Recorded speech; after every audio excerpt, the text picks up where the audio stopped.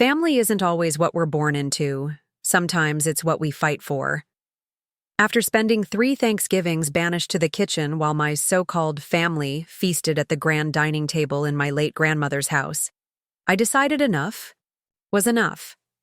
That's right, the house they were so comfortable in. It became mine when Grandma Rose passed.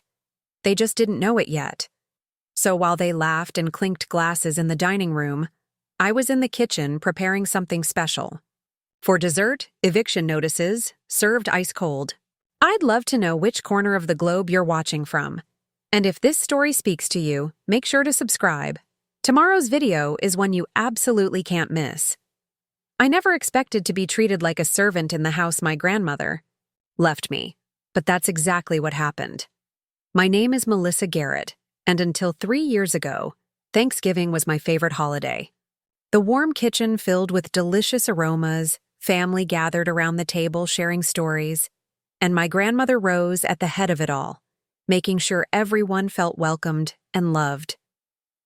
When Grandma Rose passed away at 89, it shattered our family in ways I never anticipated. She was our cornerstone, the one who kept the peace between my mother and her 2 sisters, my aunts Patricia and Diane. Without her, those long simmering tensions quickly boiled over. The reading of the will changed everything.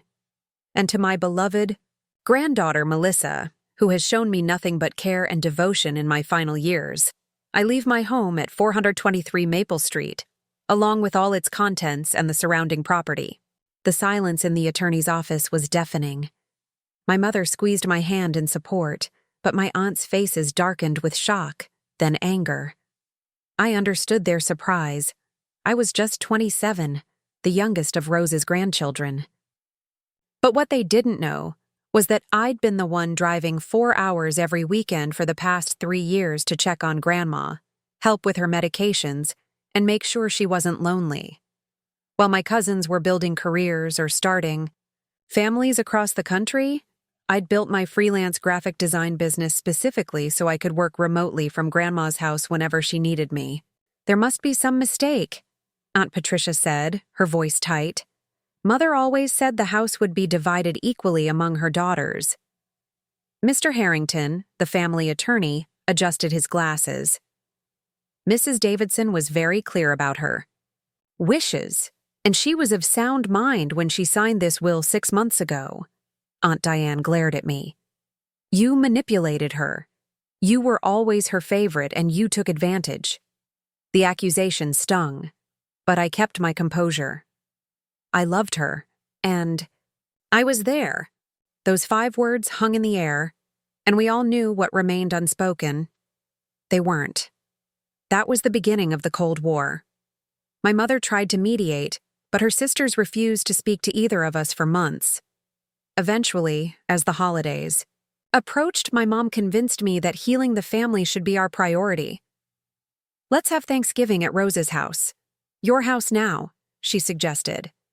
It would mean so much to your grandmother to see the family together there for the holidays. I agreed, hoping it might be the olive branch we needed. I spent weeks preparing, determined to honor Grandma's tradition of an elegant, welcoming Thanksgiving dinner. I deep-cleaned every corner of the charming Victorian home, polished the antique silver that had been in the family for generations, and planned a menu that incorporated all of Grandma's signature dishes. The day before Thanksgiving, I received a text from Aunt Patricia. We'll be bringing the turkey and handling the main dishes tomorrow. You don't have enough experience hosting. We'll arrive at noon to set up. I was stunned, but decided to be flexible. Fine, I texted back. I've already prepared the cranberry sauce and pies, but I'm happy to help with whatever else you need. No response.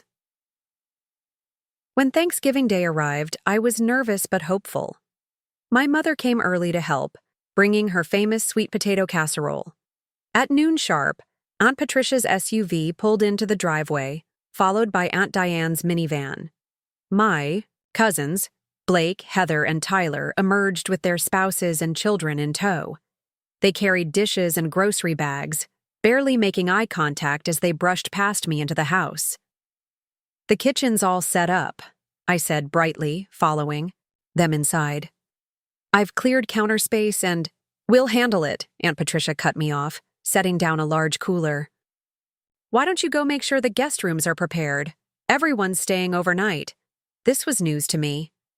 I didn't realize— It's a family tradition, Aunt Diane interjected, unpacking grocery bags. Surely you remember that Thanksgiving weekend was always spent at Mother's house. Of course I remembered, but no one had mentioned staying over in any of our limited communications. Still, I nodded and went upstairs to prepare the bedrooms, determined to make this work. By the time I returned, the kitchen had been completely taken over. My homemade pies had been pushed to a corner, and a store-bought version sat prominently on the counter. My cranberry sauce was nowhere to be seen. "Where's the cranberry sauce I made?" I asked. "Oh, Blake's wife is allergic to something in it," Aunt Patricia replied vaguely. "We got the canned kind." I knew for a fact that my cousin's wife Vanessa had no such allergy. She and I had discussed the recipe over text just a week earlier. As hours passed, I attempted to help with the preparation, only to be continuously sidelined. "We've got a system," they'd say. Or, "There are too many cooks here already." My cousins barely acknowledged me, focused on following their mother's instructions as if they were generals commanding a military operation.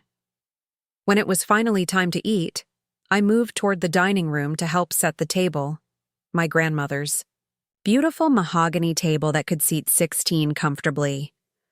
"Oh, we've got the table settings covered," Aunt Diane said, cutting me off at the doorway. "Blake's kids made name cards for everyone.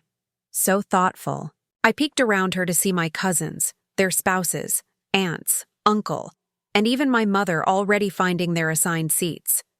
There were 13 place settings. 14 people were present. "I think they forgot my place setting," I said quietly to my mom as she passed by with a bread basket. Mom looked uncomfortable. Patricia thought, "Well, since you're the host, you might be busy going back and forth to the kitchen. They set up a spot for you in there." My heart sank as I realized what was happening. In my own home, the home my grandmother had specifically left to me, I was being relegated to the kitchen, separated from the family gathering. "Mom, that's not right," I whispered. She squeezed my arm. "I know, honey, but let's not make a scene today. We're finally all together again. We can address this later." Swallowing my hurt and anger, I nodded and retreated to the kitchen. My place setting consisted of a plain white plate and regular silverware, not the holiday china and silver that everyone else was using, set at the small breakfast nook in the corner. From my seat, I could hear the laughter and conversation flowing. From the dining room, toasts being made, stories being told, family bonds being strengthened. Without me.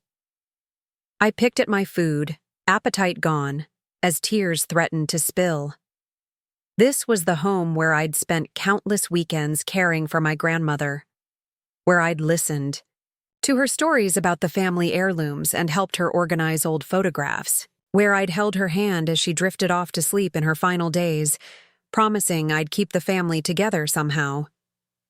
Uncle Roger appeared in the doorway. "Melissa, we need more gravy. Not, 'How are you eating alone here?' or 'Why don't you join us?' Just a demand for more gravy." I wordlessly stood up, found the gravy boat, and refilled it from the pot on the stove.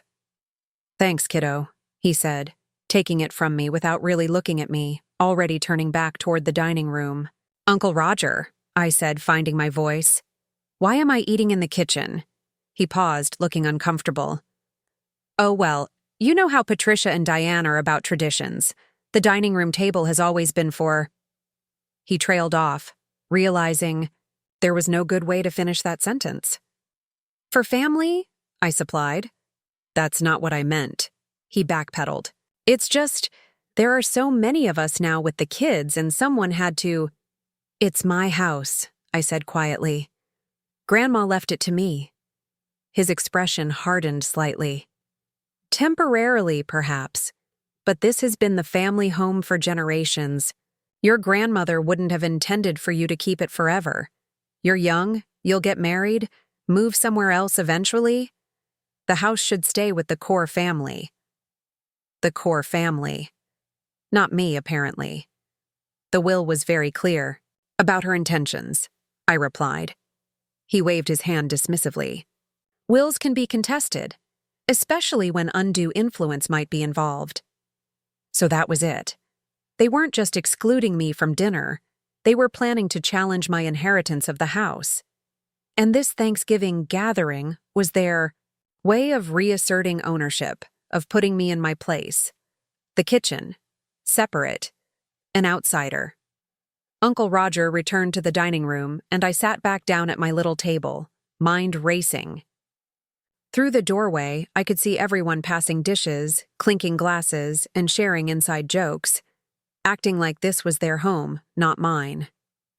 My cousin's children were running around without supervision, touching the antique figurines my grandmother had carefully collected over decades. A lot of love and effort went into bringing this story to life. If you're enjoying it, we'd be so grateful if you'd subscribe to our channel. Now back to where we left off. Aunt Patricia's voice drifted in. Remember how Mother always said, "This house needs a full family to make it come alive, not just one person rattling around in it." Such a waste of space for a single girl, Aunt Diane agreed, especially with the housing market so good right now. It could sell for a fortune. They weren't even trying to hide their intentions anymore. My mother's voice, weaker than the others. I'm sure Melissa has her own plans for the house. What does she know about maintaining a historic home? Patricia scoffed. The place will fall apart around her. Mother wasn't thinking clearly when she made that decision. I sat absolutely still, my food growing cold, as I listened to them discuss my home as if I wasn't even there. As if my grandmother's wishes meant nothing. As if I meant nothing. When I heard my aunt casually mention speaking to a real estate agent about options for the property, something inside me broke. The sadness and hurt crystallized into something harder, colder, and more determined. I'd spent 3 years caring for my grandmother when no one else would. I'd held her hand through doctor's appointments, organized her medications, read to her when her eyesight began to fail, and listened to her stories about the house and the family history it contained. I knew which floorboard in the upstairs hallway creaked and how to jiggle the back door lock just right when it stuck in humid weather. I knew this house inside and out because I'd loved it, and her enough to be present. And now they wanted to swoop in and take it? To erase me from the family narrative? I stood up from my sad little kitchen table and walked to my grandmother's study, now my study. From the bottom drawer of the antique desk, I removed a folder containing documents I'd hoped I'd never need to use. The deed to the house with my name on it, the official letters from the property lawyer confirming my ownership, and most importantly, the notice templates I'd had drawn up months ago when I first sensed the trouble brewing, but had been too conflict-averse to use. My hands trembled slightly as I began filling them out. One for Aunt Patricia and Uncle Roger. One for Aunt Diane. One for each of my cousins who had chosen to participate in this charade. As I wrote, I could hear them in the dining room, now discussing how to help me understand that selling the house would be best for everyone.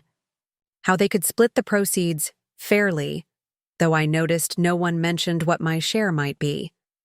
Dessert will be ready soon, I called out with forced cheerfulness, my voice steadier than I expected. I have something special prepared. Something very special indeed.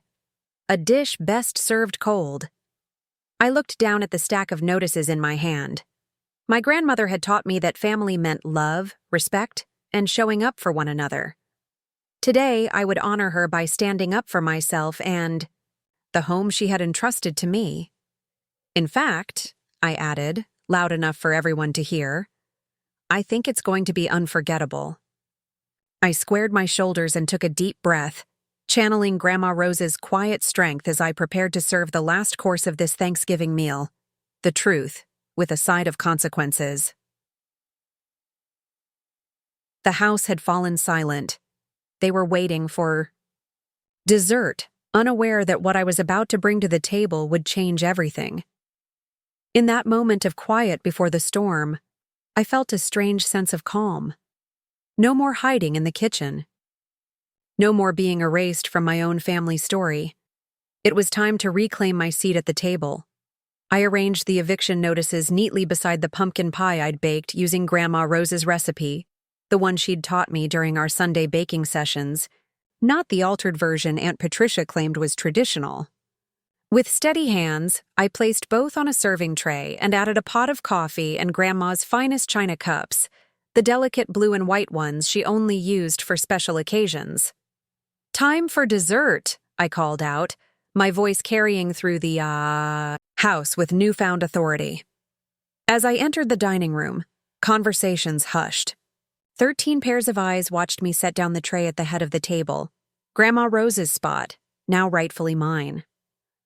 "Melissa, we saved you some turkey," my mother said cautiously, sensing the shift in my demeanor. "Thank you, but I've had plenty," I replied, standing tall beside the chair no one had offered me all evening. "Before we enjoy dessert, I have an announcement." Aunt Patricia's smile tightened. "Can't it wait, dear? The children are eager for pie." "No, it can't wait. In fact, it's 3 years overdue." I took a deep breath. "I've been listening to your conversations today about my house." "Mother's house," Aunt Diane corrected swiftly. "My house," I repeated, firmly. The house that Grandma Rose legally left to me. The house where I spent every weekend for 3 years taking care of her while all of you were too busy to visit more than twice a year. The temperature in the room seemed to drop 10 degrees. My cousin Blake shifted uncomfortably, having the decency to look embarrassed. His wife Vanessa suddenly became very interested in her napkin. "Now, Melissa," Uncle Roger began with that condescending tone he reserved for women he considered emotional. "Family property is a complicated matter." "It's actually not complicated at all," I interrupted, reaching for the stack of papers beside the pie. "The deed is in my name. The will was properly executed and witnessed. What's complicated is why you think it's acceptable to banish me to the kitchen in my own home while you plot to take it from me." Aunt Patricia stood up abruptly. "We've never—" "Please, don't lie to me," I said softly. "Not today. Not in her house." The quiet strength in my voice surprised even me. For a moment, I felt Grandma Rose's presence, her hand on my shoulder, urging me forward. "I heard everything. The real estate agent you've contacted, the plans to contest the will, the assumption that I should be grateful for whatever scraps you decide to throw my way when you sell my inheritance out from under me." My cousin Heather had the audacity to roll her eyes. "You're being dramatic. We're family. We're just trying to figure out what's best for everyone." "Everyone except me," I noted. "Which is why I've prepared something special for each of you." I began distributing the envelopes around the table, placing one beside each family member's dessert plate. I skipped my mother, whose face had gone pale with realization. "What's this?" my Aunt Diane asked, picking up her envelope with manicured fingers. "Open it," I suggested, finally taking my seat at the head of the table. "It's part of dessert." The rustle of opening envelopes filled the silence. Confusion, then shock, registered on faces around the table as they read the formal documents inside. "This is—" Uncle Roger sputtered, his face turning an alarming shade of red. "An eviction notice," I confirmed, cutting a slice of pie and placing it calmly on my plate. "Legally prepared and totally binding. You have 30 days to remove your belongings from my property and find alternate accommodations for the Christmas holiday." "You can't be serious," Aunt Patricia gasped.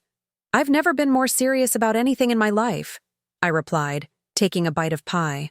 "Oh, and this is Grandma's original recipe, by the way. The one you've been making for years is missing her secret ingredient." My cousin Tyler, always the hothead, stood up so quickly his chair tipped backward. "This is insane. You can't evict your family." "I'm not evicting my family," I corrected him. "I'm evicting people who relegated me to the kitchen in my own home. Who plotted to steal my inheritance over turkey and stuffing? Who decided I wasn't worthy of a place at this table, despite everything I did for Grandma when none of you could be bothered? The silence that followed was deafening. My mother's eyes filled with tears, though whether from shame or pride, I couldn't tell. "Mom, you're welcome to stay," I added gently. "You've always supported me, even when it was difficult." Aunt Patricia pushed her eviction notice away as if it might bite her. "You've changed, Melissa. Your grandmother would be ashamed of how vindictive you've become." "That was a mistake, a big one." I set down my fork with deliberate care. "Don't you dare presume to know what Grandma Rose would think. You visited her twice a year at most. I was here every weekend, holding her hand while she cried over how distant her family had become. I listened to her stories about this house, about all of you, about her hopes that somehow the family would come together again after she was gone." My voice cracked slightly, but I pushed through. She knew exactly what she was doing when she left this house to me. She told me herself the week before she died. "Melissa," she said, "I'm leaving you the house because you're the only one who truly loves it for what it is, a home, not an asset." I looked around the table at the stunned faces of my relatives. She also said something else. "The others will try to take it from you. Don't let them." Heather's husband, Tom, always the family peacemaker, cleared his throat. "Surely we can discuss this rationally. No need for evictions and legal threats." "I agree," I said, surprising him. "That's why I'm giving you 30 days, not the 24 hours I could legally demand. And that's why the eviction notices are dated for after Christmas. I wanted to give you time to make other arrangements." "Other arrangements?" Aunt Diane repeated incredulously. "Where are we supposed to go for Christmas? We've spent every Christmas here for 40 years. You should have thought of that before you decided to challenge Grandma's will." I served myself another slice of pie. "I recommend the Holiday Inn, off Route 16. Their Christmas buffet is quite good from what I hear." My younger cousin Emma, just 17 and the only one who'd occasionally texted me after Grandma's death, looked close to tears. "Does this mean I can't come visit anymore? Ever?" My expression softened slightly. "This isn't about never seeing each other again, Emma. It's about respect. The notices are for those who've shown they don't respect me or Grandma Rose's wishes. Once that respect is established, we can talk about future visits." Uncle Roger crumpled his notice in his fist. "This is preposterous. We'll contest this." "You're welcome to try," I replied calmly. "My lawyer is expecting your call. He's gathered quite a comprehensive record of my care for Grandma during her final years, including signed statements from her doctors, neighbors, and caregivers.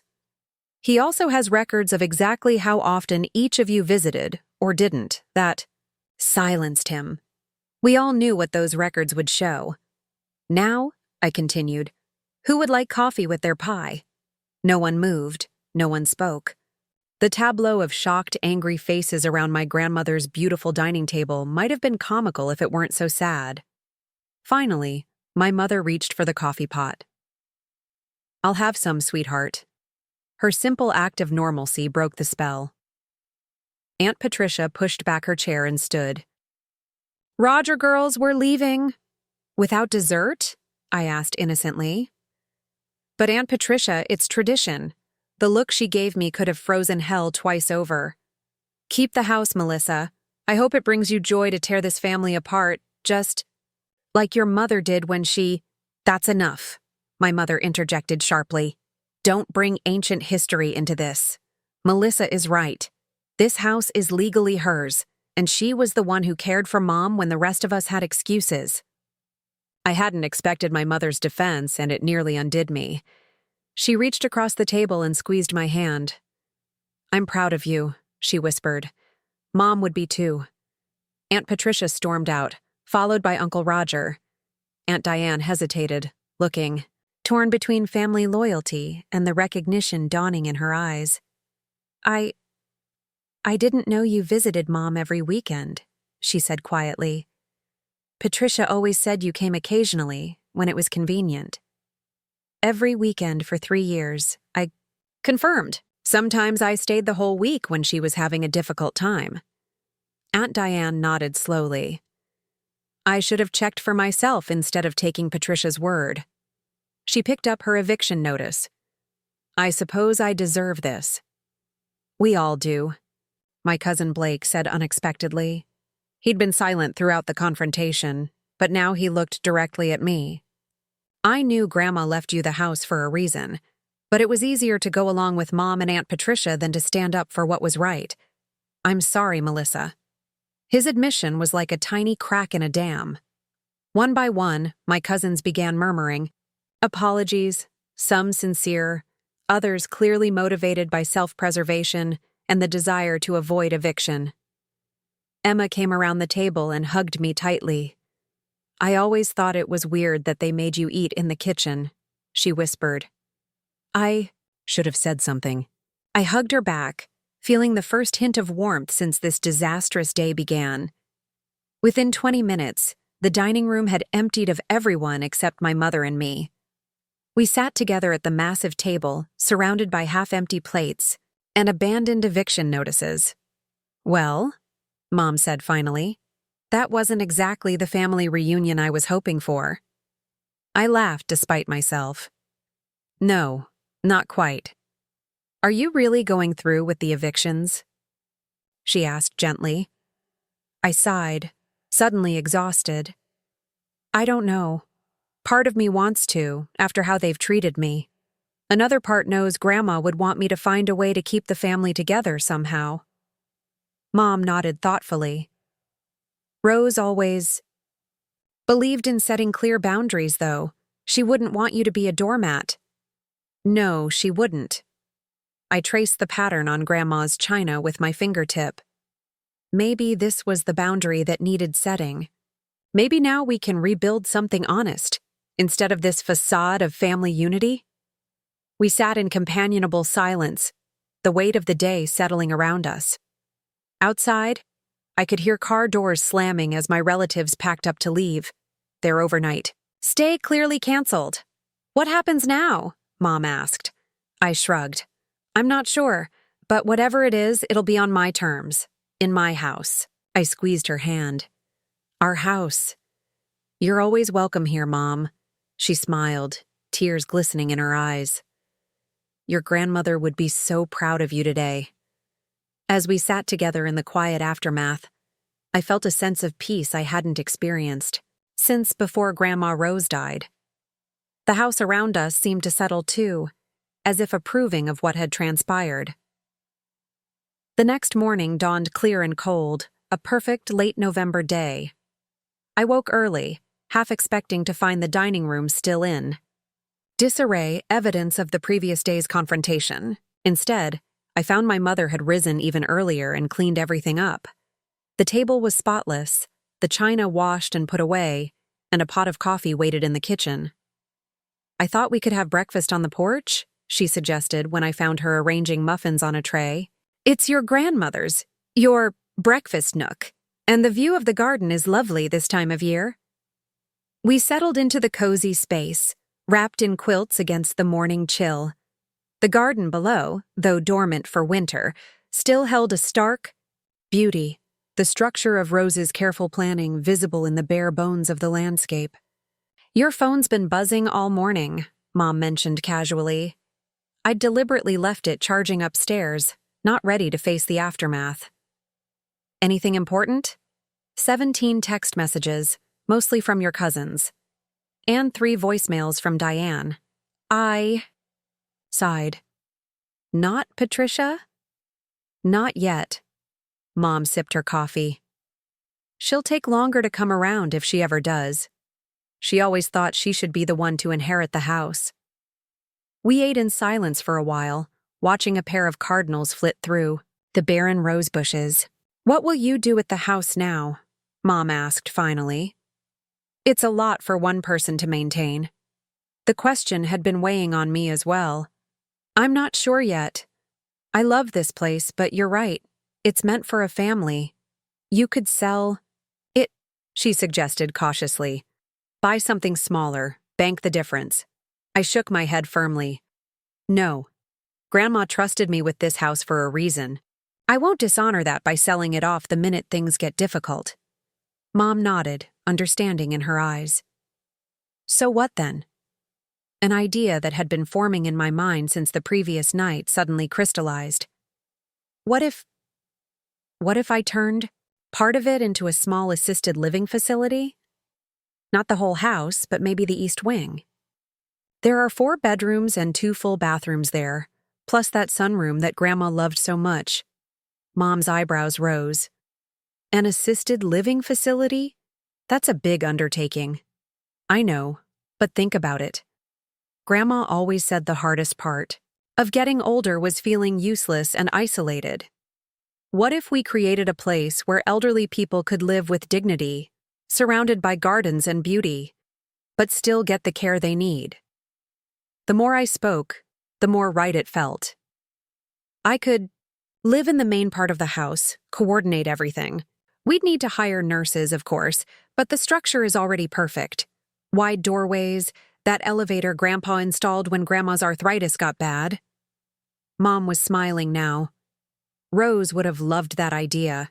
She was always taking in strays, people, animals, anyone who needed help.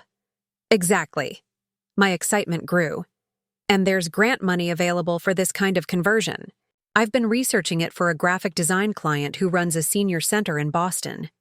For the first time since inheriting the house, I felt a sense of purpose about it. Not just preservation of the past, but creation of something new. Something that honored Grandma Rose's legacy of care and community. What about the family, though? Mom asked gently. Those eviction notices. I sighed, the glow of my new idea dimming slightly. I don't know. Part of me wants to stand firm. They disrespected me, disrespected Grandma's wishes. Another part knows that cutting them off completely isn't the answer either. Mom reached across the table and took my hand. You don't have to decide everything today. Give it time. Let them make the next move. I nodded, grateful for her wisdom. Maybe the assisted living idea could be a way forward eventually. A family legacy that's bigger than all of us. Something we could all contribute to in different ways. Blake's wife is a nurse, Mom pointed out. And Heather's accounting firm specializes in nonprofits. The pieces started falling into place in my mind. A way to honor Grandma Rose, create something meaningful, and possibly even rebuild my fractured family. But this time with me as an equal member, not someone to be relegated to the kitchen. My phone buzzed again from inside the house. Another message, another family member grappling with the new reality. I should probably start dealing with those, I said reluctantly. Mom squeezed my hand. Remember, boundaries aren't walls. They're doors. You get to decide when to open them and who to let through. As we finished our breakfast, watching the morning light strengthen across the garden, I felt Grandma Rose's presence more strongly than I had since her passing. Not the frail woman of her final years, but the strong, determined matriarch who had held this family together through decades of challenges.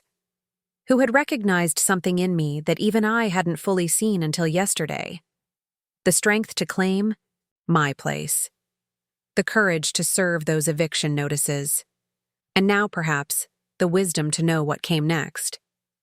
I took a deep breath of the crisp November air. I think I'm ready to check those messages now.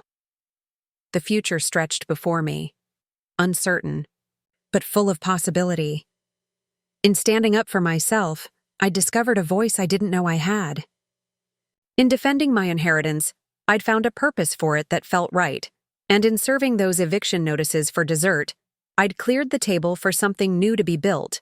A family redefined, a legacy reborn, and a house that would continue to be a home for those who truly deserved its shelter. The first text I read was from Emma. I'm sorry for not standing up for you sooner. Can I come back tomorrow to talk? Just me. Her message touched me. At 17, she'd shown more maturity than most of my adult relatives. I texted back immediately. Yes, breakfast at 9? The next messages were harder to read, a mix of guilt, anger, and negotiation from my cousins. Blake was surprisingly humble. You're right. We treated you terribly. I'd like to make amends if you'll let me. Heather's was more defensive. You made your point, but eviction notices? Really dramatic, Mel. And Tyler hadn't messaged at all. The voicemails from Aunt Diane started tentative and grew increasingly conciliatory. In the third one, her voice cracked as she said, I've been doing some thinking about how we treated your grandmother in those last years, and how we treated you yesterday. I'd like to talk whenever you're ready. No word from Aunt Patricia or Uncle Roger. Mom watched me scroll through the messages, her expression sympathetic. How does it feel? Overwhelming, I admitted. I never expected to actually stand up to them. Now I'm not sure what to do with all these responses. Take your time, she advised. Rome wasn't built in a day, and neither is a healthy family dynamic. Nodded, setting my phone aside. I'm meeting Emma for breakfast tomorrow. That's a start. The rest of the day passed quietly. Mom and I took a long walk through the neighborhood, admiring the last of the fall foliage and talking about things we'd never discussed before. Her complicated relationship with her sisters, how she'd felt when Grandma left me the house, her dreams for her own future now that she was considering early retirement from teaching. I always thought you'd be upset, I confessed as we rounded the corner back to the house. That Grandma left everything to me instead of splitting it between you and your sisters. Mom squeezed my arm. Honestly, it was a relief. The three of us would have destroyed this place fighting over every lampshade and teacup. Your grandmother knew exactly what she was doing. That night, I slept soundly for the first time in months. The weight of pretending everything was fine with my family finally lifted from my shoulders. Emma arrived promptly at 9 the next morning, her expression nervous but determined. At 17, she was the youngest of my cousins, caught in that in-between space of not quite child, not quite adult. Thanks for letting me come back, she said, as I ushered her into the kitchen. Unlike the formal dining room, this space had always been the heart of the home, warm, welcoming, and free from yesterday's battlefield tension. I'm glad you wanted to, I replied, pouring her a cup of coffee. Sugar and cream, right? Her surprise that I remembered her preference was visible.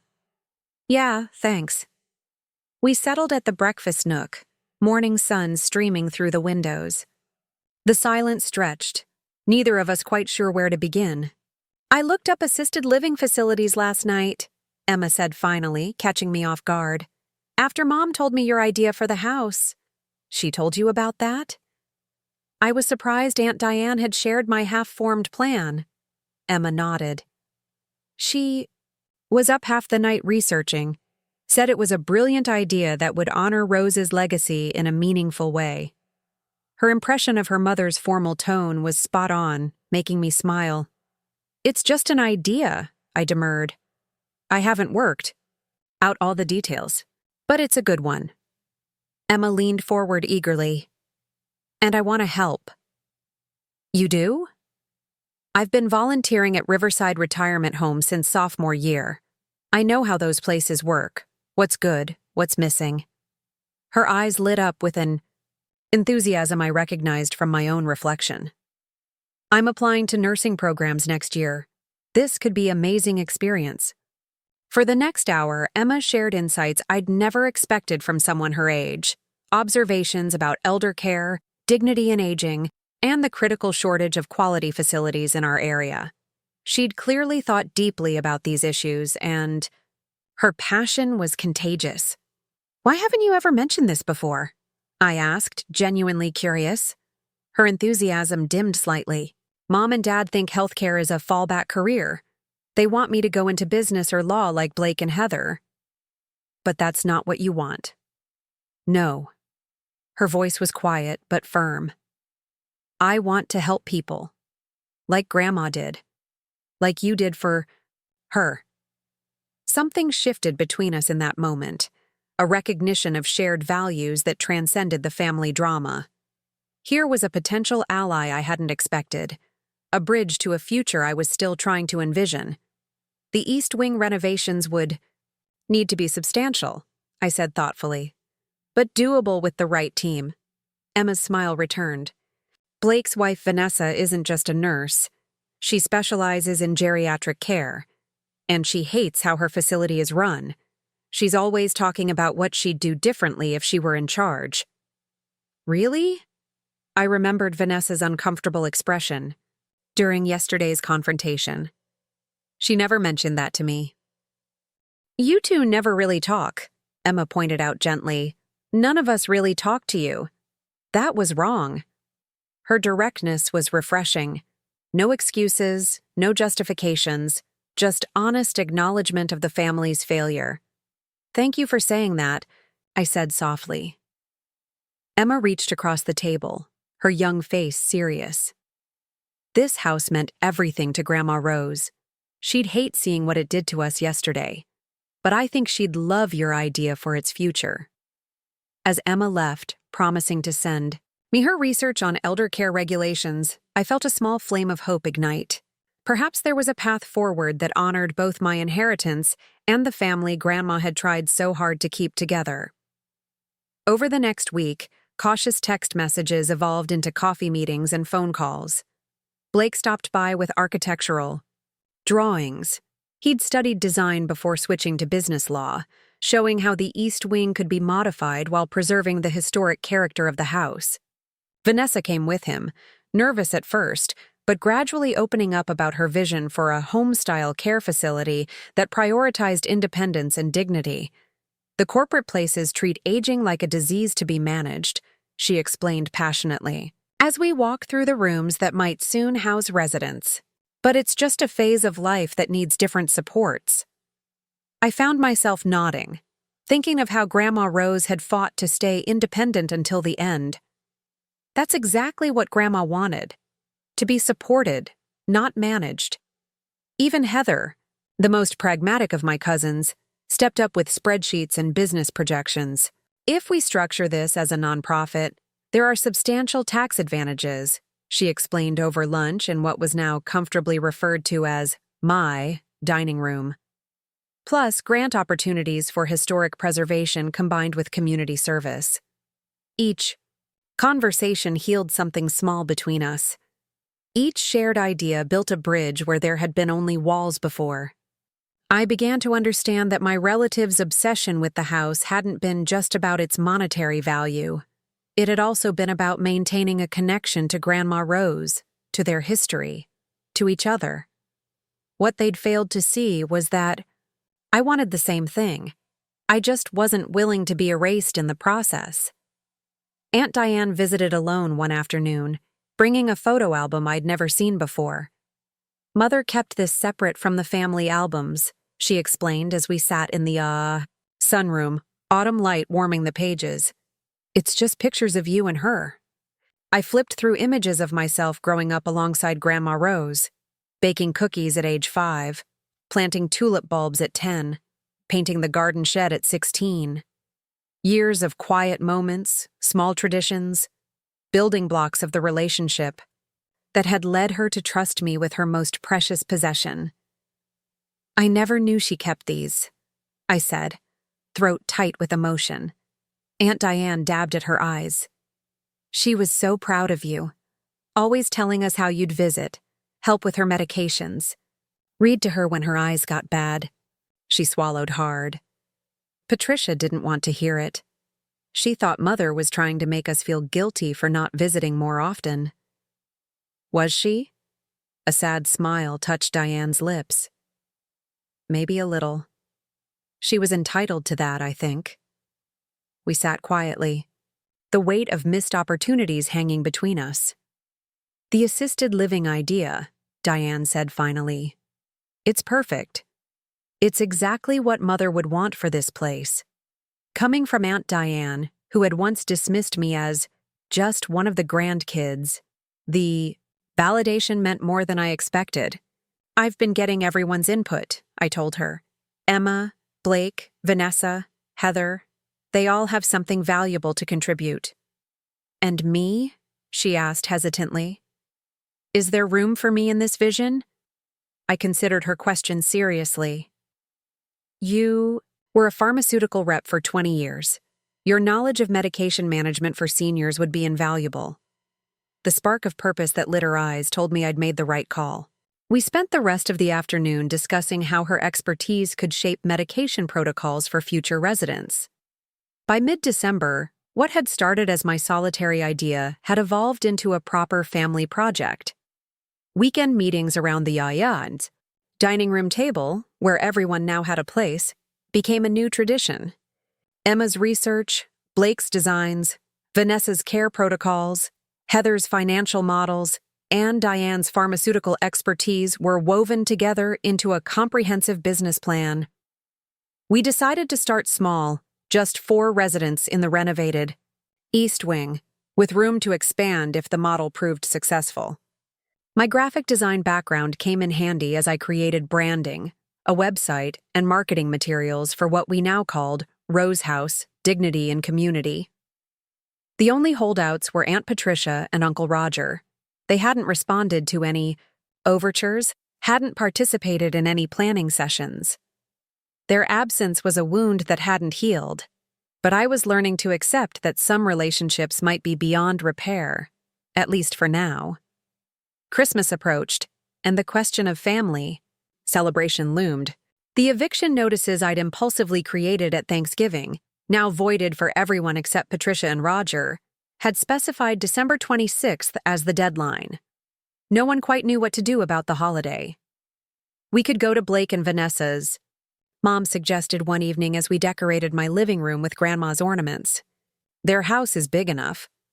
I considered the idea, then shook my head. No. Christmas happens here. It always has. Are you sure? After everything?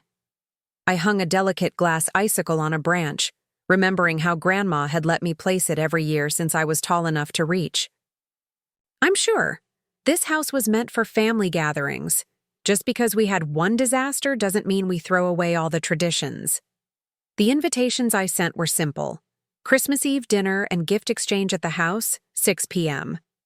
Everyone is welcome. Even Patricia and Roger, though I had my doubts they would come. When Christmas Eve arrived, snow was falling gently outside, blanketing the garden in white. A fire crackled in the living room hearth, and the scent of pine and cinnamon filled the air. I'd spent days preparing, determined that this gathering would heal rather than hurt. The doorbell rang at 5:45. Emma and her parents arrived first, arms laden with gifts and food. Blake and Vanessa came with their 2 young children, followed by Heather and Tom. Tyler showed up alone, still uncomfortable but making an effort. My mother welcomed everyone, playing co-host with natural grace. By 6:30, with no sign of Aunt Patricia and Uncle Roger, we moved to the dining room. The table was set differently than at Thanksgiving. No assigned seats, no high chair at the head. Instead, the shape was adjusted to a large oval, with no position more prominent than any other. Before we eat, I said once everyone was seated, I want to thank you all for coming, for being willing to try again after Thanksgiving. I took a deep breath. This house has been in our family for 4 generations. Grandma Rose entrusted it to me not because she loved me more, but because she believed I would keep it as a home for all of us, in whatever form that might take. Murmurs of agreement rippled around the table. The plans we've been making for Rose House are exciting, but they're just the beginning. What matters most is that we're finding ways to honor her legacy together as a family. Just as I finished speaking, the doorbell rang again. A hush fell over the room. I'll get it, I said, heart pounding as I made my way to the front door. Aunt Patricia and Uncle Roger stood on the porch, snow dusting their shoulders, faces stiff with what might have been cold or lingering resentment. We weren't sure we'd be welcome, Patricia said stiffly. The invitation said everyone, I replied, stepping back to open the door wider. And I meant it. They entered hesitantly, the weight of our last encounter heavy between us. In the month since Thanksgiving, Patricia's sharp features seemed to have softened slightly, or perhaps it was just the gentle Christmas lights illuminating the hallway. "We heard about your plans for the house," Roger said, removing his coat. "Diane's been keeping us informed." I nodded, unsure where this was going. "It's a good idea," Patricia admitted reluctantly. "Better than selling." Coming from her, this was the equivalent of enthusiastic praise. I felt something tight in my chest begin to loosen. "There's room at the table," I said simply. "Dinner's just being served." Their return to the dining room created a momentary awkwardness, quickly dispelled by Emma jumping up to fetch extra place settings and Blake offering wine. The conversation resumed, tentative at first, then flowing more naturally as the meal progressed. Patricia remained quieter than usual, observing more than participating. But when dessert was served, Grandma Rose's special chocolate pecan pie, not eviction notices, she finally spoke up. "I've been thinking about what I could contribute to this Rose House project," she said, directing her words to the table generally rather than to me specifically. "I was Mother's power of attorney for her last 10 years. I know the legal challenges of elder care intimately." The table fell silent, everyone watching this careful olive branch being extended. "We could use that expertise," I acknowledged. "Especially navigating state regulations for licensed facilities." Something shifted in Patricia's expression, not quite a smile, but a lessening of the hardness that had been there since Grandma's will was read. "I can draft the necessary paperwork," she offered, "pro bono." "Thank you," I said, meaning it. That would be a tremendous help. As the evening progressed into gift exchanges and family stories by the fire, I found myself observing the scene with a strange sense of déjà vu. This was the family gathering I had hoped for at Thanksgiving, the one Grandma Rose had always created during her lifetime. Not perfect, not without its underlying tensions, but fundamentally intact. The difference was that now I had a solid place within it, not relegated to the kitchen, not overlooked or minimized, but recognized as the caretaker of our shared legacy. It had taken a confrontation. None of us had wanted to clear the air that had been stagnant for too long. Later, as guests began to depart, Patricia pulled me aside into Grandma's study, my study now, with the desk where I'd drafted those impulsive eviction notices a month earlier. "I owe you an apology," she said stiffly. "For Thanksgiving. For a lot of things." I waited, giving her space to continue. "I was jealous," she admitted, the words clearly difficult for her. "Mother always had a special relationship with you. I told myself it was because you manipulated her. But the truth is, you made time for her in ways the rest of us didn't." "I loved her," I said simply. "And she needed someone." Patricia nodded, eyes bright with unshed tears. "The house should be yours. She made the right choice."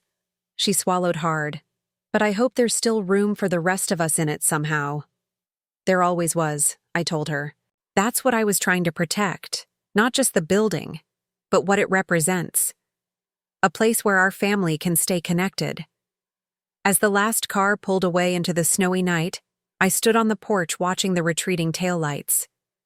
My mother joined me, draping a warm shawl around my shoulders. One of Grandma Rose's favorites. "You did it," she said softly. "You kept the family together, just like you promised her. Not perfectly, not without scars, but together nonetheless." The house stood solid behind us, its windows glowing with warmth against the winter night, ready for a new chapter, but still firmly rooted in the past that had shaped us all. I thought about the assisted living plans taking shape, about the elders who would soon find a home in these walls, about the family healing that had begun in the aftermath of my kitchen banishment and boldly served eviction notices. Grandma Rose had known exactly what she was doing when she left me this house, not just entrusting me with property, but with the harder task of family stewardship, of finding a way to bring people together even when they seemed determined to pull apart. As we turned to go inside, snow crunching beneath our feet, I felt her presence more strongly than ever before. Not as a ghost, but as a legacy living on in the choices I was making, in the home I was building, in the family I was helping to rebuild. The kitchen light was still on, beckoning us in from the cold. This time, I entered it not as an exile, but as the heart of the home I had fought for and won, not just for myself, but for all of us. Spring came early that year, bringing with it new life to Grandma Rose's garden and new purpose to the house she had entrusted to me. The renovations on the East Wing were nearly complete, walls repainted in soothing colors, bathrooms modernized with accessible features, a small elevator installed where a rarely used linen closet had once been. What had started as a tentative family project after our Christmas reconciliation had blossomed into a full-fledged venture. Each week brought new developments. Vanessa quitting her job at the corporate facility to become our head nurse, Heather securing our nonprofit status with remarkable efficiency, Blake's architectural vision taking physical form as contractors, transformed the East Wing. Even Tyler, the cousin who had been most resistant to my inheritance, found his place in the project, leveraging his tech background to create systems for medication tracking and emergency response that were far more advanced than anything available in typical assisted living facilities. "You should see the setup," he said proudly, showing me the custom software he'd developed. "Residents will have independence, but help will be literally one button away if they need it." The most surprising transformation, however, was in my relationship with Aunt Patricia. Our Christmas Eve truce had evolved into a tentative working relationship, then a genuine partnership as her legal expertise proved invaluable in navigating the complex regulatory landscape of elder care. "These inspection requirements are ridiculous," she muttered one afternoon, glasses perched on her nose as she reviewed the latest regulations. "But I've found 3 legitimate workarounds that won't compromise care quality." We were sitting in what had once been Grandma Rose's garden room, now converted into the shared office for Rose House operations. Sunlight streamed through the windows, illuminating the architectural plans and permit applications spread across the table. "What would we do without you?" I asked, only half joking. Patricia glanced up, her expression softening from its usual businesslike efficiency. "I've been thinking about that question in reverse quite often lately," she admitted. "What would I be doing without this project? Without reconnecting with the family?" I waited, giving her space to continue. These moments of vulnerability from my once intimidating aunt were still rare. "Roger and I were planning to retire to Arizona next year," she continued, "buying one of those identical houses in a senior community. Playing golf, I suppose, though neither of us particularly enjoys it." She gestured around at the sunlit room with its view of the awakening garden. "This is much better. This has a purpose."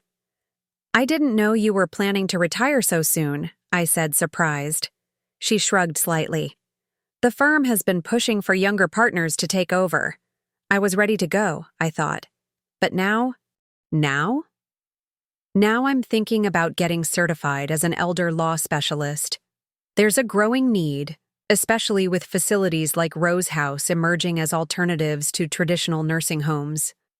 The idea of my aunt finding a new professional purpose through our family project warmed me. "You'd be amazing at that." A small smile touched her lips. "I think I would." As April arrived, we reached a significant milestone. Our license to operate was approved. The carefully renovated East Wing could officially welcome its first 4 residents. We gathered for a family dinner to celebrate, a new tradition that had replaced the awkward, tension-filled holidays of the past. My dining room, now comfortably thought of as the dining room again, buzzed with excited conversation about next steps. "We should have an open house," Emma suggested. "Let the community see what we've created." "And contact local doctors' offices," Vanessa added. "They often help families searching for placement options." "What about Edith Simmons?" Mom asked. She's been struggling alone in that big house since Harold passed. The name was vaguely familiar. One of your teaching colleagues? Mom nodded. She's 82 now, still sharp as a tack but having trouble with stairs and daily tasks. She mentioned last week that her children are pressuring her to move to a facility in Cleveland near them, but she doesn't want to leave the community she's been part of for 60 years. She sounds like exactly the kind of resident we're hoping to serve, I said. Someone who needs some support but not a complete lifestyle overhaul. And so our first resident was identified, not through marketing campaigns or professional referrals, but through the community connections that had always been Grandma Rose's strength. I visited Edith the following day, bringing information about Rose House and an invitation to tour the facility. Her Victorian home on Elm Street was similar to Grandma's in layout, but showed signs of deferred maintenance that would have been challenging for someone half her age. Eleanor's daughter, aren't you? She asked after inviting me in. You have. Her smile. Melissa Garrett, I confirmed, accepting her offer of tea. My mother mentioned you might be interested in our new assisted living home. Edith's eyes brightened as I explained the concept behind Rose House, a small, home-like environment with professional care, but without the institutional feel of larger facilities. And it's in Rose Davidson's home? I knew your grandmother from the library board. Formidable woman. I smiled at the apt description. Yes, she was. She would approve of what you're doing, Edith said decisively. Using that big house to help others age with dignity. Much better than letting it become a museum or splitting it up into condos. As our conversation continued, I realized Edith wasn't just a potential resident, but a connection to Grandma Rose I hadn't expected. Someone who had known her as a peer, not just as a mother or grandmother. Tell me about the library board days, I encouraged, setting aside my promotional materials. I only knew Grandma after she retired from most of her community activities.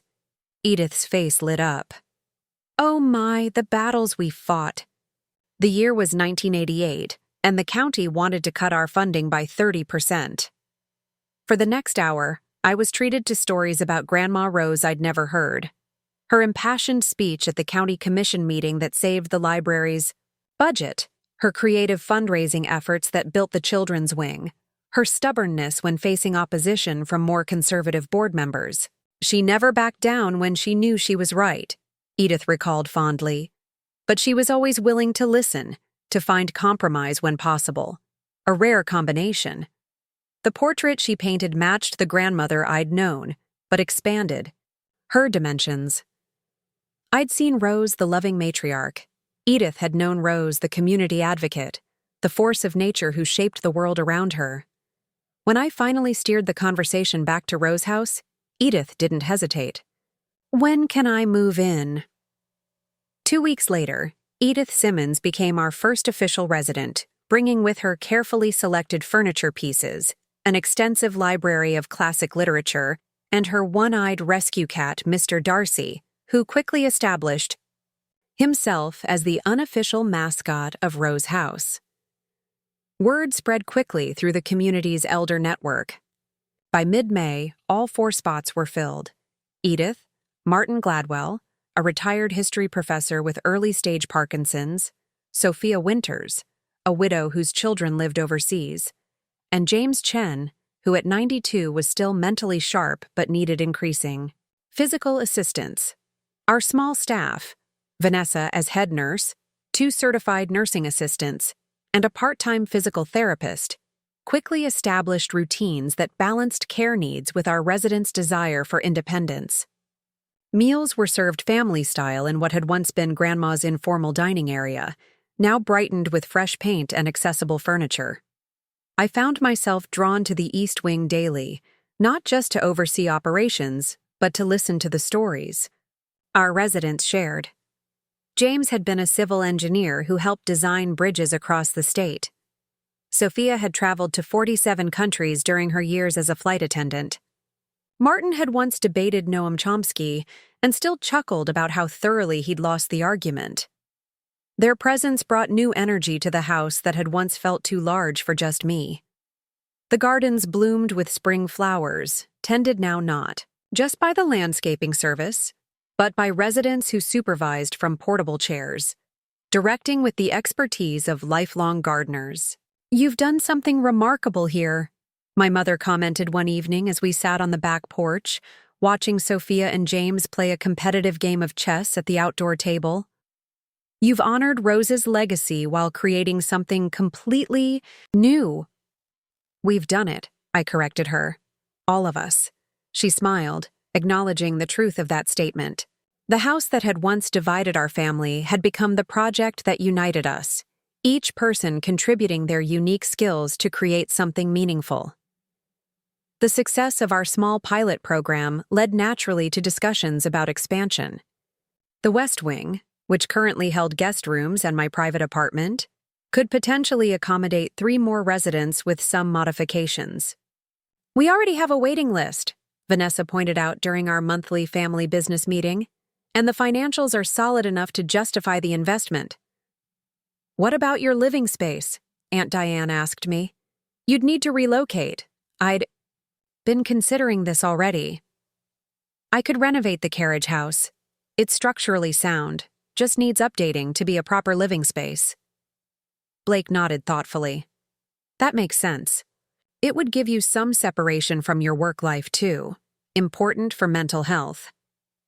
"Plus," Heather added, practical as always, "converting the carriage house would be significantly less expensive than building new residential space." The decision was made to proceed with Phase 2 renovations. Tyler volunteered to project manage, surprising everyone with his newfound enthusiasm for the family business. "Someone needs to keep the contractors honest," he explained with a shrug when I questioned his sudden interest. "Besides, I'm between tech gigs right now. Might as well make myself useful." His between gigs status was news to me, but I didn't press. The cousin who had once been the most distant was gradually finding his way back to the family, and I wasn't going to jeopardize that by prying. As renovations began on the West Wing and carriage house, our little community settled into summer rhythms. The residents hosted a July 4th picnic for their families, proudly showing off their new home and introducing the relatives who had once pressured them into more comprehensive care facilities. "My daughter can't believe how happy I am here," Sophia confided as we watched fireworks from the back lawn. She was convinced I needed a place with 200 residents and activities directors scheduling every minute of my day. "And now?" "Now she's asking if you have plans to franchise the concept to Boston, where she lives."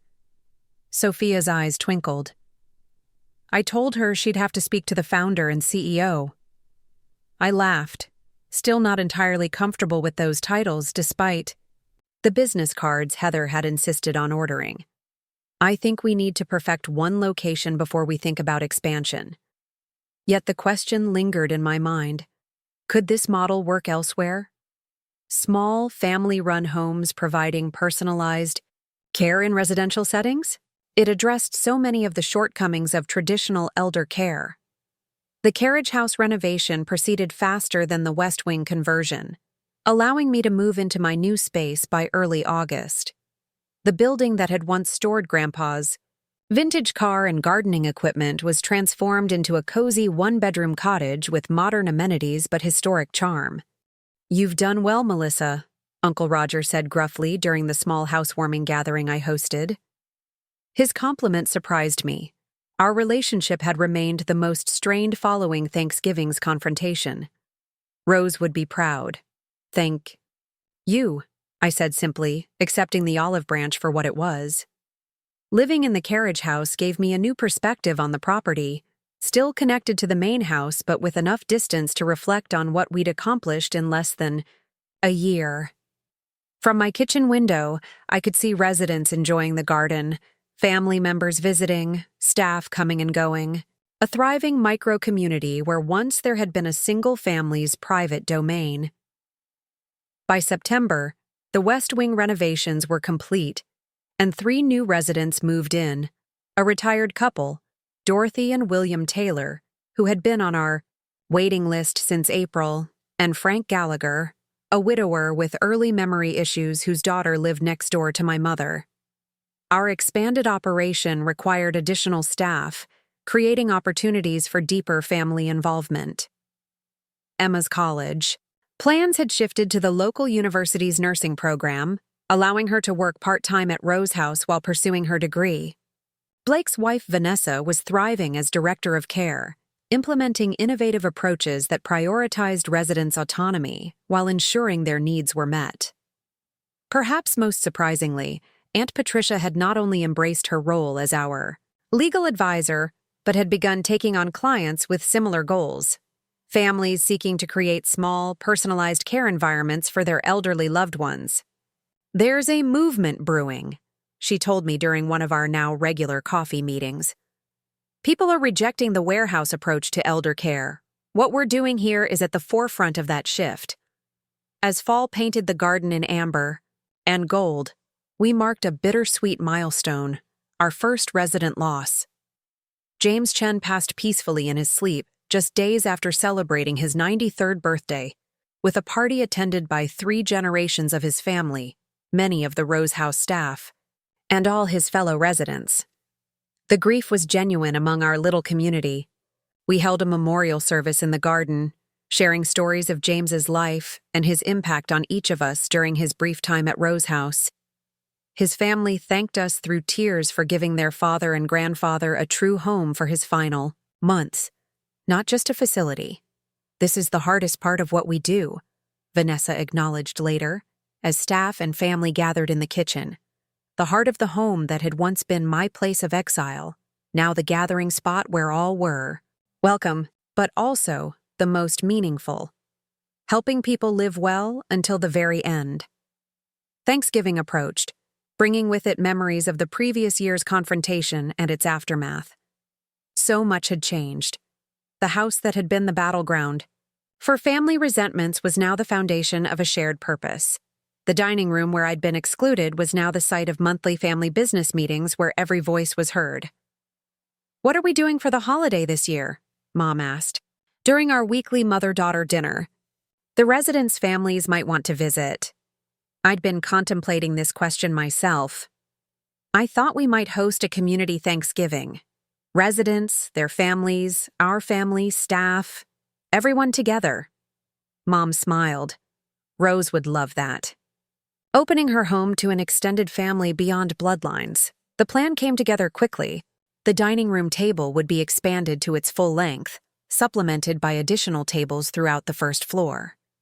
Everyone would contribute dishes, creating a potluck feast that honored multiple traditions. As Thanksgiving Day arrived, I stood at the entrance to the dining room, watching people filter in. Residents with their visiting families, staff members who had chosen to spend their holiday with our community, my own relatives who had moved from adversaries to partners. The contrast with the previous year couldn't have been more stark. Last Thanksgiving, I had been relegated to the kitchen, isolated from family connection, serving eviction notices born of hurt and anger. This year, every seat at every table was filled with people united by purpose and mutual respect. Aunt Patricia approached, elegant as always, but softer somehow, the sharp edges worn smooth by months of collaboration. "Quite a difference from last year," she observed, reading my thoughts. "I never could have imagined this outcome when I was sitting alone in the kitchen," I admitted. She squeezed my arm gently. "Sometimes the worst moments lead to the best changes. If you hadn't stood up for yourself that day, we might still be locked in our old patterns. Me resenting you for having the house, you feeling excluded from your own family, all of us missing the opportunity to create something meaningful together." Her words resonated with unexpected wisdom. The confrontation that had seemed so destructive had actually been the catalyst for rebuilding our family on stronger, healthier foundations. As we gathered around the tables for the meal, I surveyed the diverse gathering with a sense of wonder. Edith Simmons was deep in conversation with Uncle Roger about local history. Emma was helping Dorothy Taylor navigate the buffet line. Resident family members were mingling with mine, boundaries blurring between blood relations and chosen community. When, The room quieted for the traditional giving of thanks. I found myself standing to speak, though we hadn't planned a formal toast. Last Thanksgiving was the lowest point in our family's history, I began, meeting the eyes of my relatives who had lived through that painful day. I sat alone in the kitchen of the home my grandmother left me, listening to plans being made. To take it away. A murmur ran through the room, newer friends and community members hearing this history for the first time. I responded with eviction notices, I continued with a small smile. Not exactly the most diplomatic approach. Gentle. Laughter rippled around the tables, the story now family legend rather than fresh wound. But from that conflict came clarity. About what this house meant to Grandma Rose, what she intended for its future, and how we could honor her legacy while creating something new. I gestured to the residents and staff who had become part of our extended family. Rose House isn't just a business or a care facility. It's a community, a place where everyone belongs, where no one eats alone in the kitchen. Glasses were raised around the room, eyes bright with emotion. To Grandma Rose, I concluded, lifting my own glass, whose wisdom saw possibilities we couldn't yet imagine, and to new beginnings born from difficult endings. To Rose, the room echoed, family and friends united in purpose. As the meal continued around me, I felt a profound sense of rightness. The house my grandmother had entrusted to me was fulfilling its purpose in ways none of us could have predicted. The family she had tried to keep together had found a new, stronger foundation. The legacy she had left wasn't just in the physical building, but in the values it now embodied: care, community, and the courage to stand up for what matters. I had served eviction notices for dessert last Thanksgiving. This year, I served something infinitely sweeter: the fruit of reconciliation, the harvest of hard conversations, and the nourishment of purpose found through conflict faced honestly. Grandma Rose would definitely approve. 3 years passed in a blur of growth and transformation. What had begun as a small family project born from conflict had blossomed into something none of us could have imagined on that fateful Thanksgiving when I'd been banished to the kitchen. Rose House was now at capacity, with both wings fully occupied by 12 residents ranging in age from 72 to 96. Our waiting list had grown so long that we'd instituted a formal application process, prioritizing local seniors who wanted to remain connected to their community while receiving the support they needed. The model had proven not just viable but profitable, allowing us to offer 2 subsidized spots for seniors with limited financial resources, a program Grandma Rose would have heartily approved. My carriage house had become my sanctuary, a place to retreat when the demands of running Rose House became overwhelming. I decorated it with select pieces from Grandma's collection, creating a space that honored her memory while reflecting my own evolving tastes. My once struggling graphic design business had gradually transformed as well. Rather than taking any clients who came my way, I now specialized in branding and marketing for senior care organizations, inspired by our experience building recognition for Rose House.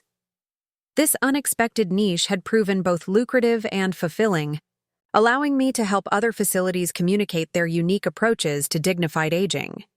On a crisp October morning, I was enjoying coffee on my porch, reviewing quarterly financial reports Heather had prepared, when an unfamiliar car pulled into the driveway.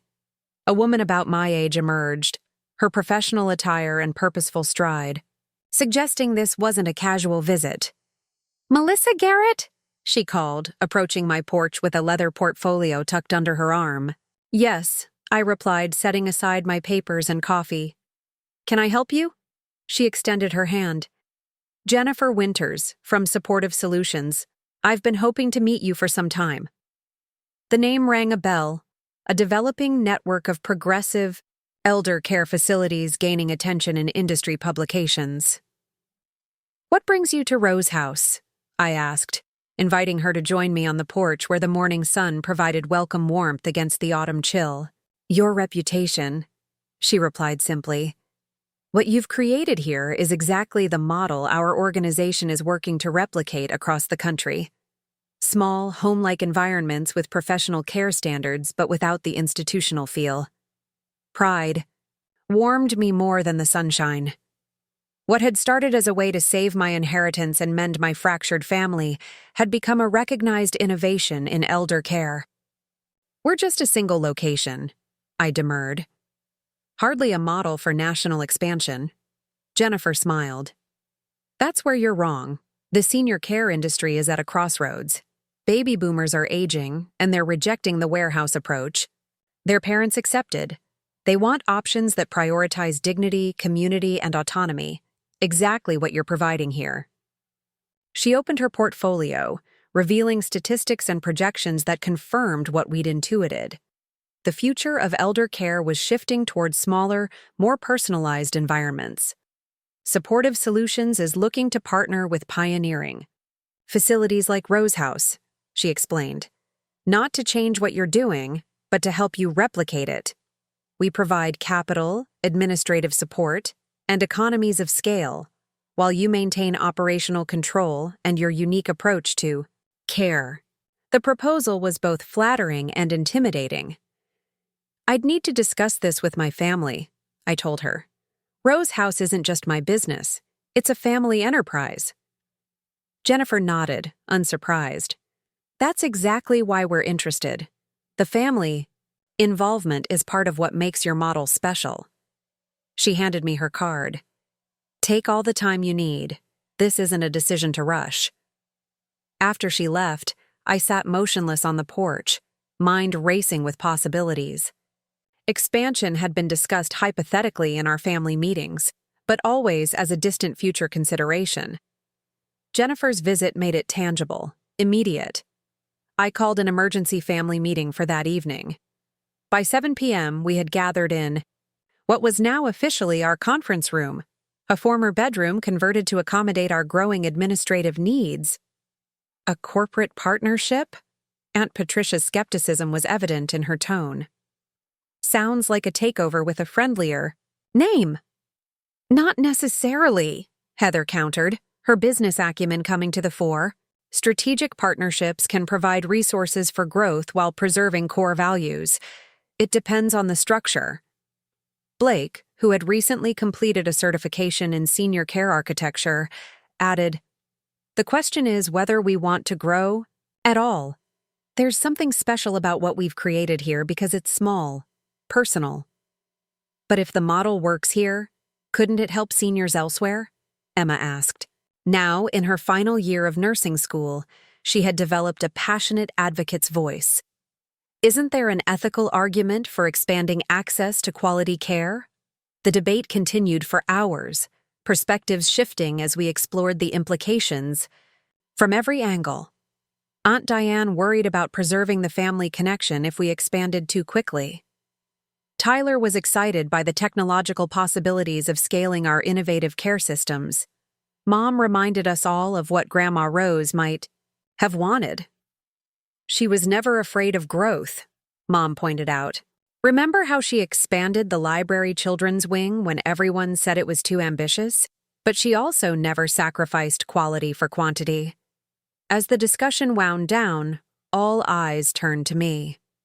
Though our enterprise had evolved into a true family business, they still regarded me as the ultimate decision-maker, the keeper of Grandma Rose's legacy.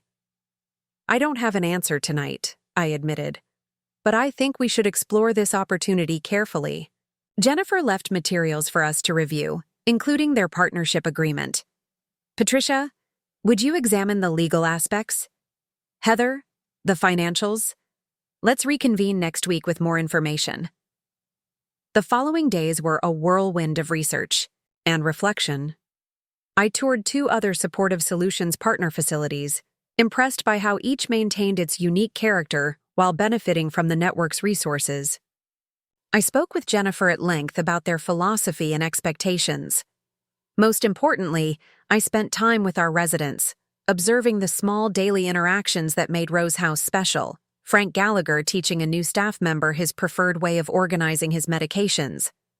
Dorothy and William Taylor hosting a weekly poetry reading in the garden. Sophia maintaining correspondence with former residents' families who still felt connected to our community. Could these qualities be preserved if we expanded? Or would they inevitably be diluted by growth? Our follow-up family meeting was more focused, informed by the research everyone had conducted. The partnership agreement is surprisingly favorable, Patricia reported. They're offering capital without demanding control. We'd maintain operational autonomy while gaining administrative support. The financials check out, Heather confirmed. Their business model allows individual locations to retain their character while benefiting from shared resources. Blake had created architectural renderings of potential new locations based on the Rose House model, but adapted for different property types. Emma had interviewed nurses at existing partner facilities, reporting high job satisfaction and resident-centered care approaches. I think we should do it, Tyler said decisively. But with our eyes open, we define expansion on our terms, preserving what makes Rose House special. The consensus built gradually, cautious optimism about the opportunity, tempered by commitment to our core values. By meeting's end, we had agreed to move forward with partnership discussions, with a long list of non-negotiable elements we would insist upon. 2 months of negotiations followed, during which I discovered untapped reserves of business acumen within myself. The young woman who had once been exiled to the kitchen of her own home now confidently negotiated terms with corporate executives, advocating fiercely for the vision we had built as a family. In January, we signed the partnership agreement with Supportive Solutions. The terms preserved everything essential about Rose House, while providing resources to expand our model to 2 new locations within the next 3 years. I would serve as regional director, overseeing all 3 facilities while maintaining hands-on involvement with our original location. The signing ceremony, held in our dining room where the eviction notices had once been served, felt momentous. Jennifer and her team joined our entire family and several residents for a celebration dinner that marked not just a business milestone, but a personal one. A toast, Uncle Roger proposed, surprising everyone by taking the lead. To Melissa, who turned what could have been just another inheritance battle into something that will now help countless seniors age with dignity. The warmth in his eyes, the uncle who had once dismissed my claim to the house, moved me deeply. Our relationship had been the slowest to heal after that confrontational Thanksgiving, making his recognition particularly meaningful. And to family, I added, raising my glass in return, both the one we're born into and the one we create. I couldn't have done any of this alone. Spring brought the groundbreaking for the first expansion location, a Victorian home similar to Grandma's that had recently been donated to the community by a family unable to maintain it. The building required extensive renovation, but had the character and layout that had proven so successful at Rose House. Emma, who would graduate from nursing school in May, had been appointed care director for the new facility, a testament to her natural leadership abilities and the specialized knowledge she'd gained working with us throughout her education. Nervous? I asked as we toured the dusty, potential-filled rooms of what would become Rose House East. Terrified, she admitted with a laugh. But the good kind of terrified. Like I'm exactly where I'm supposed to be, doing exactly what I'm meant to do. I squeezed her shoulder, remembering the quiet teenager who had reached out to me after that first eviction notice Thanksgiving. You're going to be amazing, and I'll be right beside you every step of the way. Construction progressed through summer, with family members regularly stopping by to check on developments. Even Aunt Patricia, whose law practice specializing in elder care issues had grown so busy she rarely attended day-to-day operations meetings, made time to visit the site weekly. Just making sure they're following Blake's specifications, she claimed, though I suspected her interest went deeper.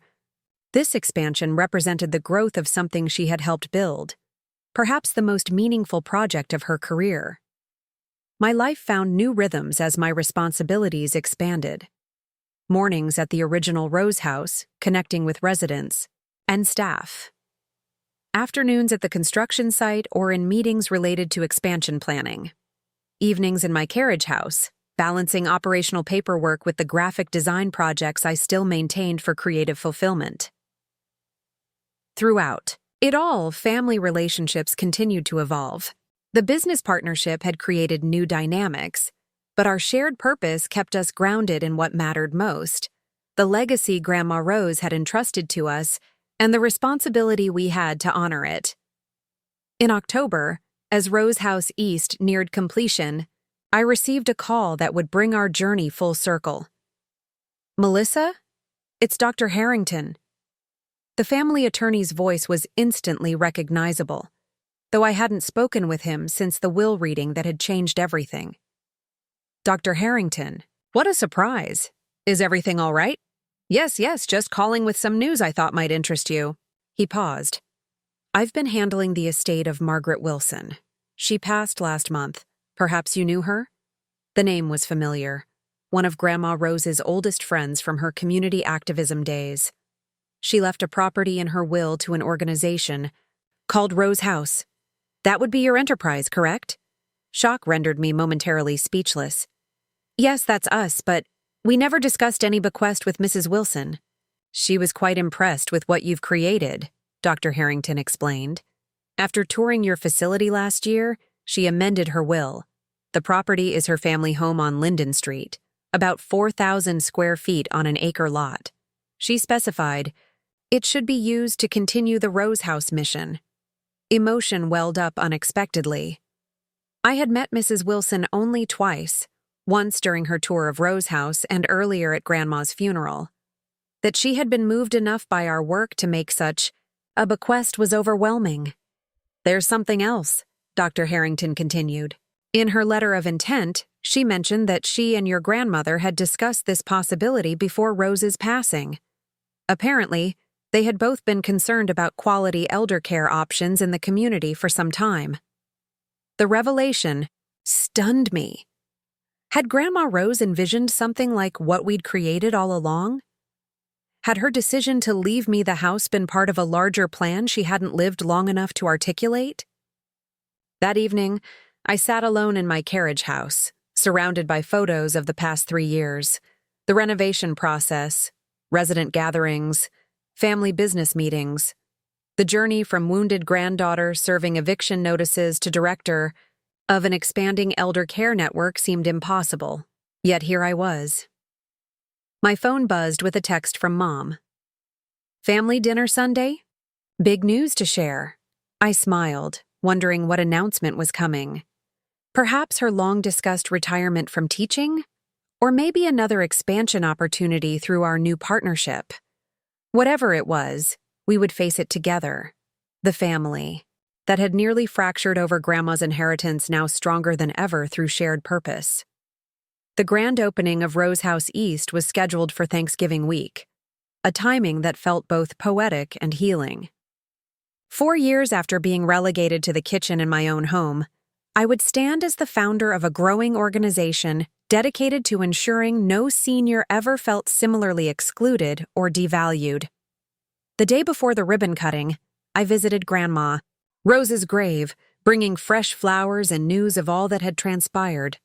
"I wish you could see it," I said softly, arranging chrysanthemums against her headstone. "Everything that's grown from what you started. The family working together. The seniors are finding community in your home. The expansion will help even more people." A gentle breeze stirred the cemetery trees, sending a shower of autumn leaves spiraling down around me. "I think maybe you did see it," I continued, "when you decided to leave me the house, when you told me not to let them take it from me. You saw possibilities I couldn't imagine yet." The setting sun cast long shadows across the graveyard, signaling it was time to leave. Tomorrow would bring the culmination of years of work, the official opening of our second location, with a third now unexpectedly on the horizon thanks to Mrs. Wilson's bequest. As I turned to go, a final thought occurred to me. I never did enforce those eviction notices, I said with a small smile. Turns out there was room for everyone after all, just not in the way any of us expected. The ribbon-cutting ceremony the next day brought together everyone who had been part of our journey. Family members who had evolved from adversaries to partners, original Rose House residents who had become cherished community elders, staff who had helped shape our approach to care, and community leaders who had supported our expansion. Aunt Patricia stood beside me as I prepared to address the gathered crowd, her expression betraying uncharacteristic nervousness. "Everything okay?" I asked quietly. "Just thinking about how differently things could have gone," she admitted. "If you hadn't stood up to us that Thanksgiving, if you'd sold the house to avoid conflict, if we'd remained too stubborn to see the possibilities." I squeezed her hand. "But we didn't. We found a better way forward." The microphone was handed to me, and I faced the audience. Familiar faces and new ones, all united by interest in what we'd created. 4 years ago, I began, I inherited a house and a challenge: how to honor my grandmother's legacy while finding my own place within it. What started as a personal journey became a family mission and then a community resource. I gestured to the beautifully renovated Victorian behind me. Rose House East represents not just expansion of services, but expansion of vision. We've learned that aging doesn't have to mean isolation. That care can be personalized without being prohibitively expensive. That family can be defined by commitment rather than just bloodlines. As I continued my speech, I caught my mother's eye in the crowd. She was beaming with pride, and beside her stood my aunts, uncles, and cousins, the family that had once gathered to exclude me, now united in celebration of what we'd built together. My grandmother Rose wasn't here to see what her bequest would become, I concluded. But I think she'd be pleased to know that the home she loved continues to be filled with life, purpose, and community. That's the true inheritance she left. Us, not just property, but possibility. The ribbon was cut to enthusiastic applause, and Rose House East officially opened its doors. As guests streamed inside to tour the facility, I found myself momentarily alone on the porch, watching the scene with a sense of wonder. From kitchen exile to community builder, from eviction notices to expansion plans, from wounded granddaughter to keeper of a growing legacy. The journey had been unexpected in every way, but standing there, I felt Grandma Rose's presence more strongly than ever. Not as a ghost from the past, but as a foundation for the future we were creating together. Inside, the first meal was being served in the dining room, a space where everyone had a place at the table. No one banished to the kitchen, no one is excluded from the family circle, just as it should be. Just as it would remain in every Rose House we created, carrying forward the legacy that had begun with one inheritance, one confrontation, and one family finding its way back to what truly mattered. Looking for more? We've got 2 amazing stories, ready for you right on screen. If this one touched you, these are absolutely worth your time. Click to watch them now. And hey, subscribe and hit that bell to never miss our latest uploads.